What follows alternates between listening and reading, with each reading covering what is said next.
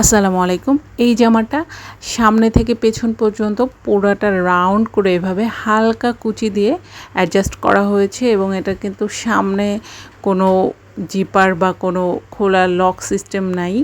তো এই কাপড়গুলো খুবই আরামদায়ক। হাতাটা একদম প্লেন রেখার চেষ্টা করেছি। আর যে প্যান্টটা হচ্ছে একদম প্লেন সুতি কাপড়ের মধ্যে মাঝের কাছে ফিতা দিয়ে এবং নিচে কলি করা আছে যাতে আপনার বসতে এবং মুভমেন্ট করতেও এটা ছিঁড়ে না যায় বা ফেসে না যায় সেভাবে করা। এবং প্যান্ট কাটিং একটু প্লাজো টাইপের করেছি যাতে লুজ ফিটিং হয় এবং হাঁটাচলা করতে ইউজ করতে যাতে ইজি হয়।